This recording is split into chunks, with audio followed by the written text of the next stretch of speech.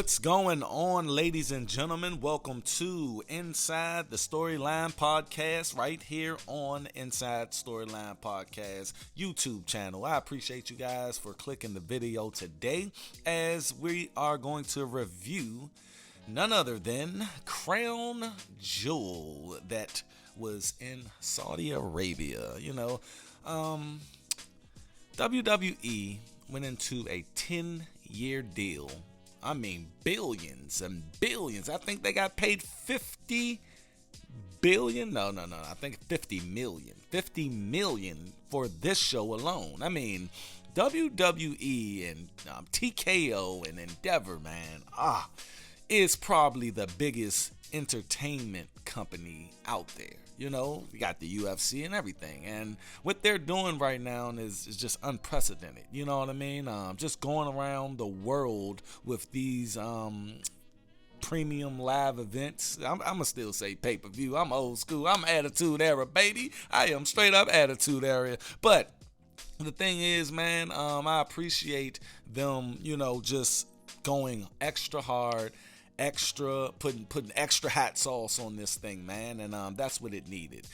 Gone are the days of Vince McMahon making all of the decisions and just messing up the show as we go along, but shout out to Vince McMahon. I am not taking anything away from that man. I learned a lot from just watching him work, watching his business savvy ways. But the thing is, man, you have to pass that buck. You have to get other people involved if you want to grow anything. You know what I mean? That's what I always tell my children. Look, at the end of the day, you do what you got to do to grind. But like Henry Ford said, you be a mastermind. You delegate things for the person who understands it, the person who gets it, the professional, the person who thinks about this all day. You give them that job. You see what I mean? And I believe Endeavor and TKO did that with one Triple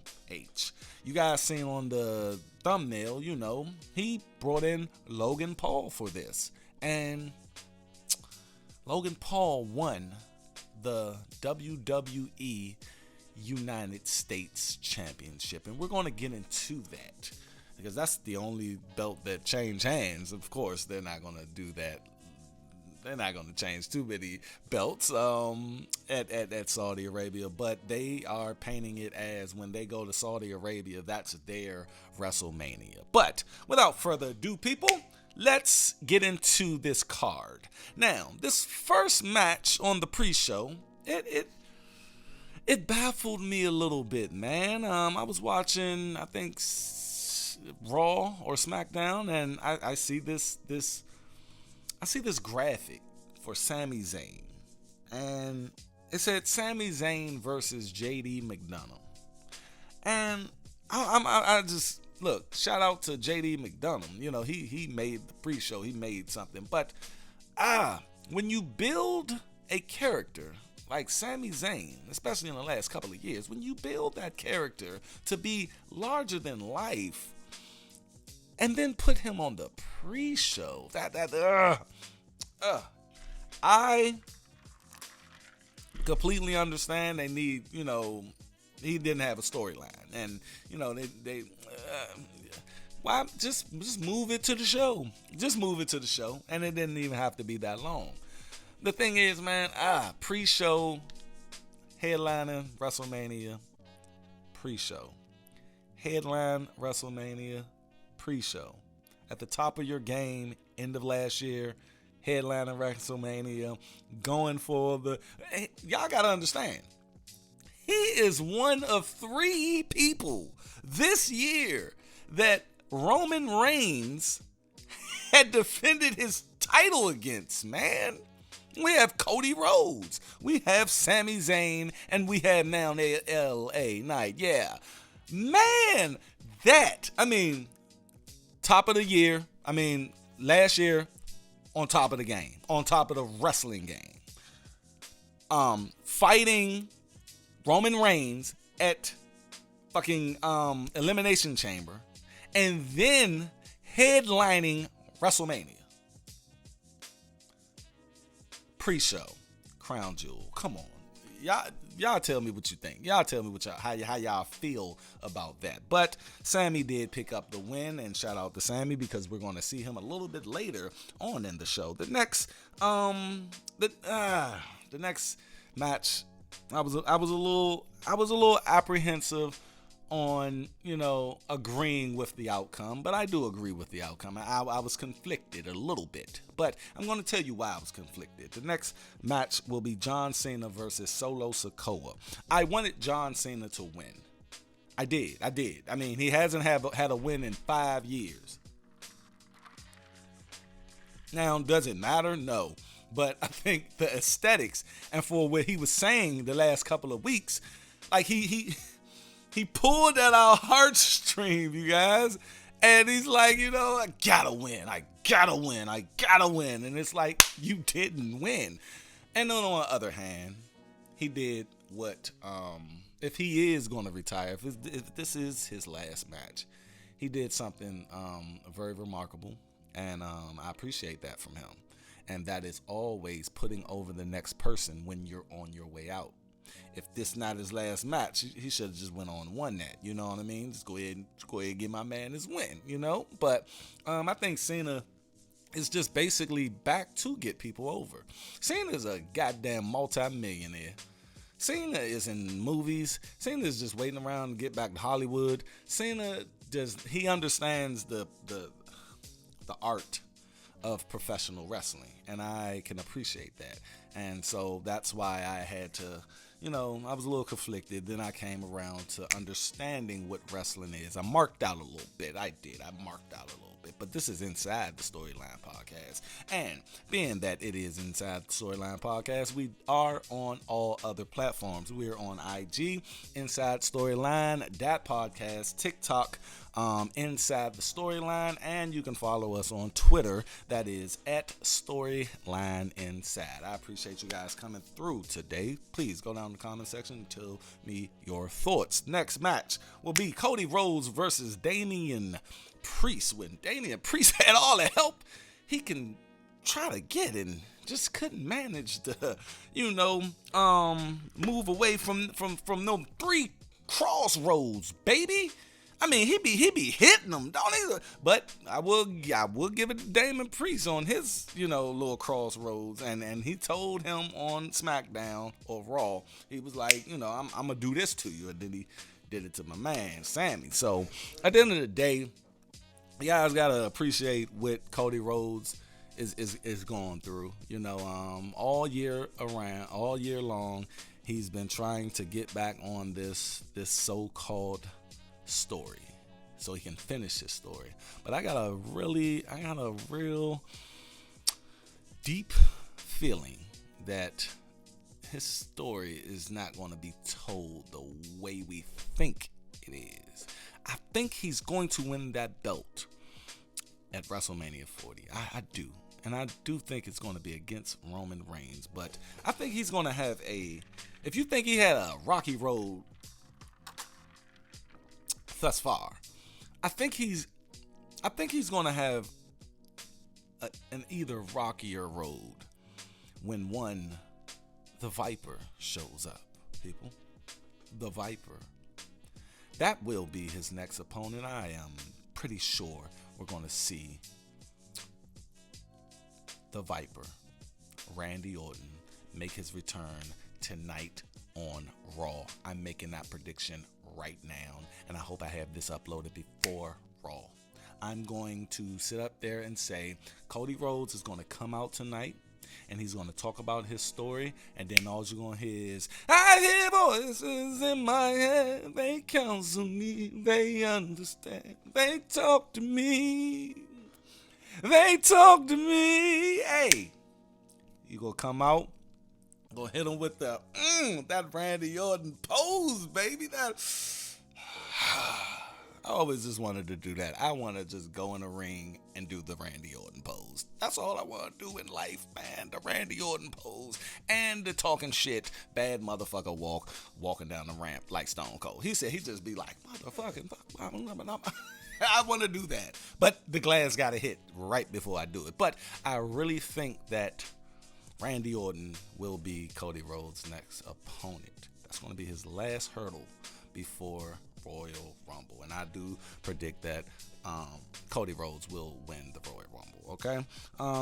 Rey Mysterio versus Logan Paul, U.S. Championship. I appreciate this match, man, and I'm glad that they put the belt on said Logan Paul, because like I told you guys in the beginning, Endeavor and TKO is a global conglomerate, and they want as many eyes on the product that they paid for $9.5 billion. They want all that back. They want to make all that back. And what's the best way to do it?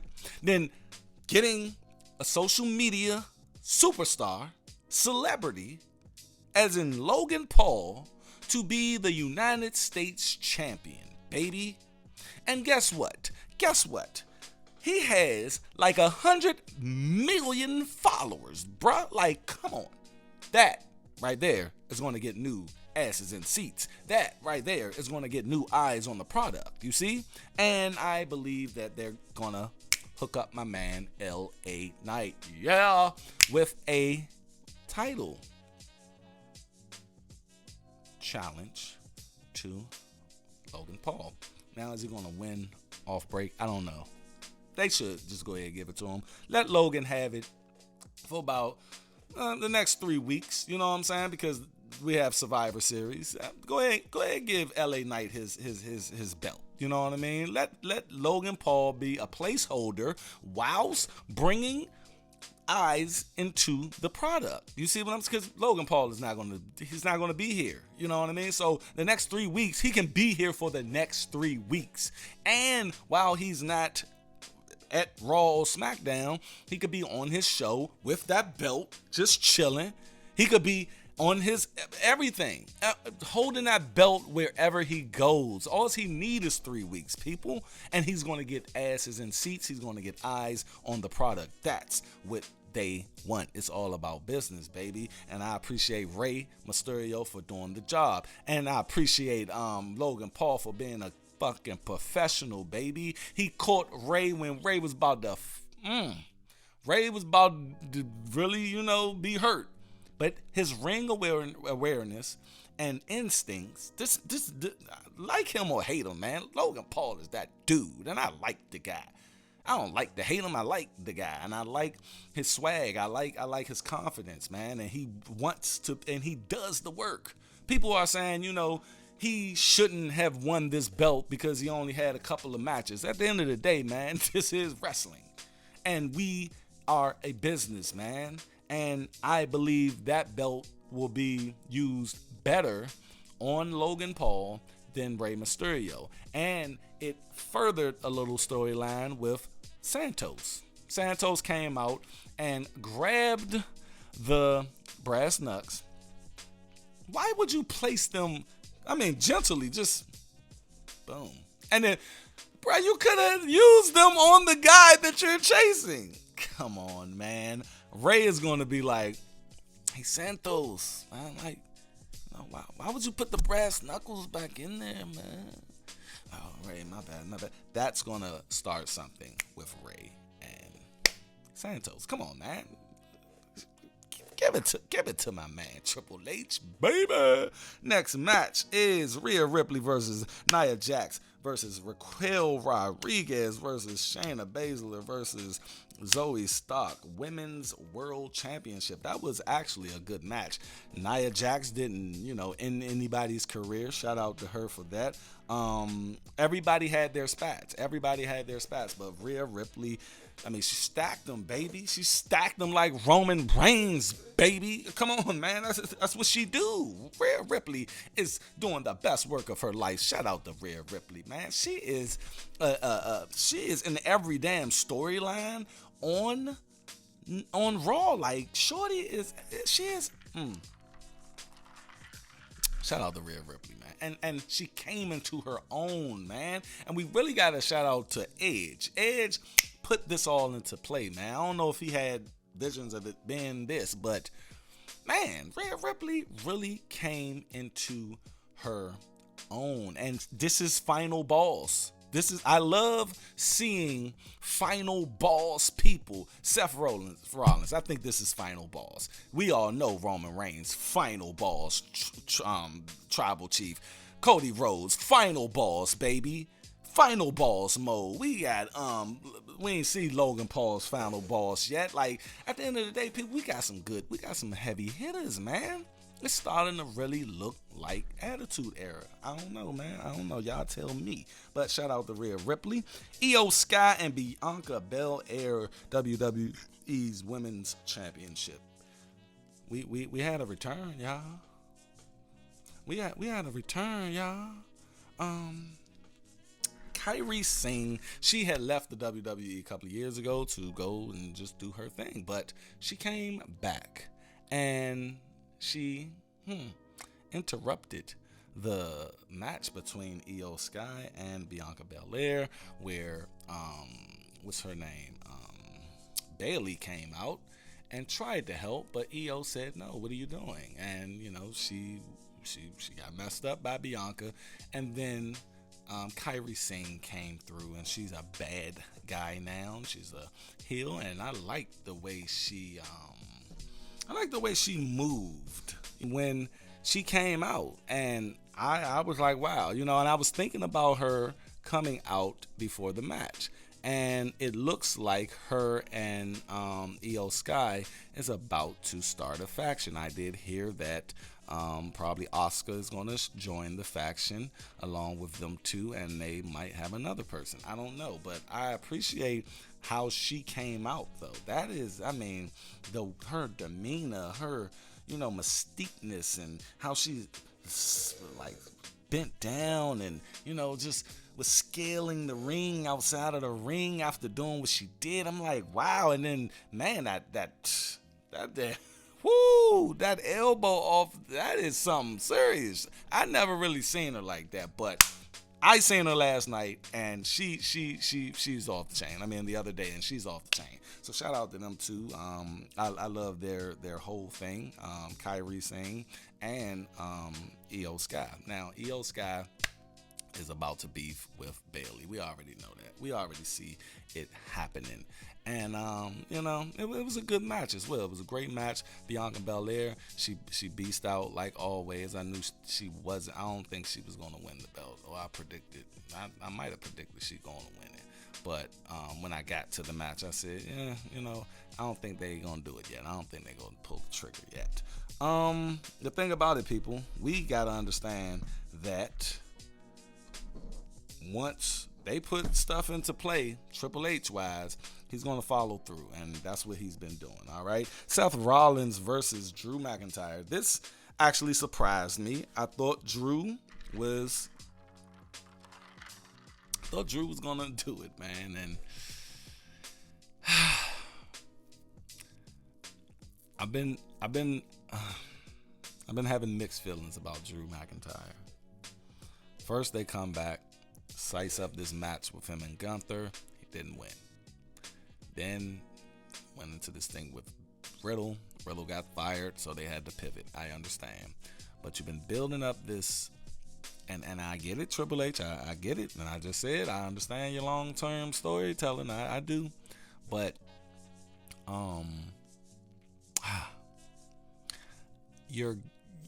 how far are we going to take this man blowing up? Because after the match, Rhea Ripley come to him like, see, told you, should have hollered at us. Now, I think the storytelling is pretty good, though, if you are going to eventually blow him up as being a heel. If you are, cool, I'm for the ride, but we better get there. We better get there. I don't want y'all not renegotiating his contract and then he roll out to AEW, then we never got there. But I want to get there with him, and I think in a good way, this will push it. This will push him over the edge, and it's going to happen on Raw tonight. It better happen on Raw tonight, man. Come on, just let the Scottish psychopath out to do his thing, man. Come on, man. That's all y'all gotta do. But it was a nice match. Drew, he fell prey to Seth Rollins. Let's talk about Seth Rollins. Seth Rollins, me and my team, man, we've been predicting this man lose that belt for the last 4 pay-per-views, and he has hung in there. I don't know who they might try to Roman Reigns him. I don't know, but I'm dying to see what happens because Prince even came out and he tried to cash in after the match, and Rollins was like, fuck, why, man? And then, bam, hooded guy come out. It's always a hood. They just got hoodies in the back. Let me get that hood. Bam! He come out. He tried to cash in. Sami Zayn makes his way into the regular show. Shout out to him. But he took the briefcase, and this should be an interesting little turn of events because with him having the briefcase, whoever's in possession of that briefcase has the contract. We don't know. We don't know. Sami Zayn could be. They could swerve us all if Sami Zayn cash in on Seth freaking Rollins. I don't know. Y'all let me know in the comment section what y'all think of that whole situation. All right, baby. We got the main event. We got Roman Reigns versus L.A. Knight. Yeah, I think this was probably the best match of LA Knight's career. He didn't have too many fumbles. You guys let me know. I may look at it wrong, but same old Roman Reigns finish. I mean, that's what did we expect, you guys? What did we expect? We didn't expect LA Knight to actually win the WWE Universal Championship now, did we? Come on. Come on, y'all. Come on. Don't do that to me. Don't do that to me. We knew what it was going to be, but we thought it was going to be, we did think it was going to be something else, though. Like, I mean, he looked strong. I mean, he did. He was beating everybody's ass that came out, and, he just couldn't thwart off the inevitable. The thing is, people, like I said, LA Knight is going places. And if he can just keep it up and keep a fresh head on it, I think in a year and a half or 2 years he can be WWE champion. I don't know. We're gonna see. Yeah, that right there was and Roman Reigns, that guy. Roman Reigns. And I love the dynamic before the match where, LA Knight was just talking shit. And Roman Reigns was like, what? I love that. Because that gave you a little iota of hope, like, you know what? He might do something. I don't know. They might do a false finish. I don't know. But it is what it is, baby. Look, that's all I got for you guys. I just wanted to come up here and give my 2 cents. Me and my co-workers, they are my co-workers, my co-hosts, we're going to be up here tomorrow morning to review Raw, baby. And shout out to all of the characters that we seen on Crown Jewel. It was a nice show. If I'm going to rate the show from 1 to 10, 10 being the best, 1 being the worst, I will give it a strong 6.5. Wasn't that great, but it was great enough. All right, people, you guys go down in the comment section. Let us know what you think of the show, and let me know about everything else I was talking about. Until then, you guys, like I said, you always can reach us on IG, TikTok, and Twitter. And always stay inside the storyline. And like my man Bronx Legend will say if he was up here, ring that motherfucking bell and hit that subscribe button. I'm out, people. I will catch you guys tomorrow. We are always going to be inside the storyline, and we expect you to too. I'm out. Peace.